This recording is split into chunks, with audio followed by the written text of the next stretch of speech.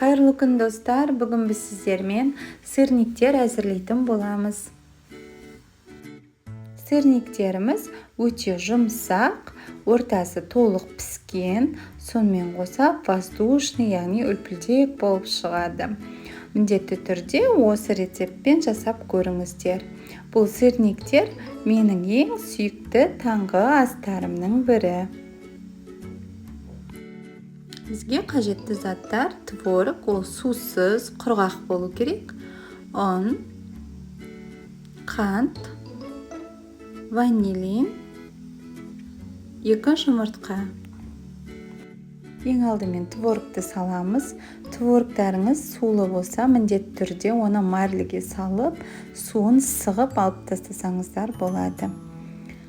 Творог үстінен жұмыртқа, сонан соң қант және де ванилинді саламыз.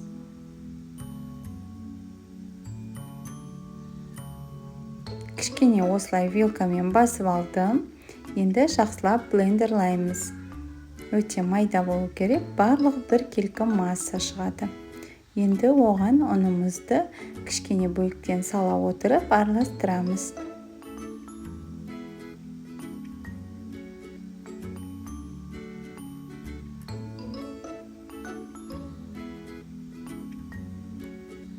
Міне бізде осындай қамыр, осындай масса шықты.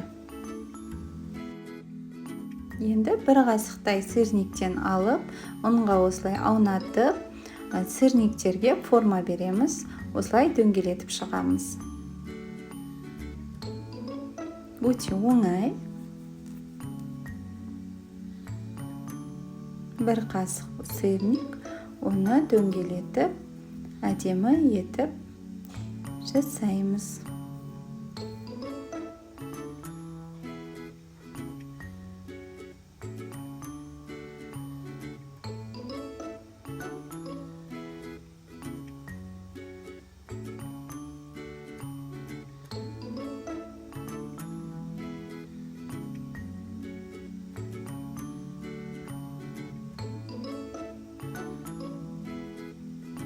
Міне менде барлығы 12 штук шықты. Енді бұны қызып тұрған табаға салып қуырамыз. Табамызға кішкене ғана май құямыз. Өсімдік майы. Және де осы майда қапағын жауып, жақсылап пісіреміз.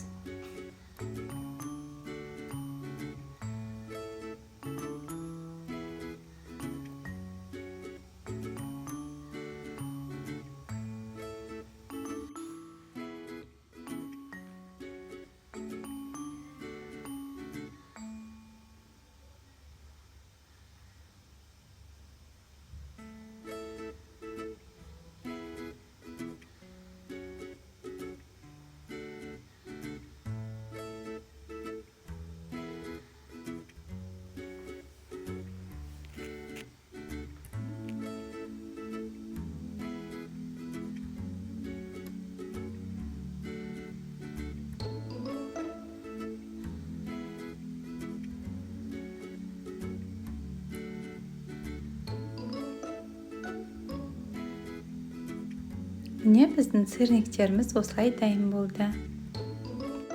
Міне өте жұмсақ, сонымен қоса іші толықтай піскен, сондай дәмді сырниктер.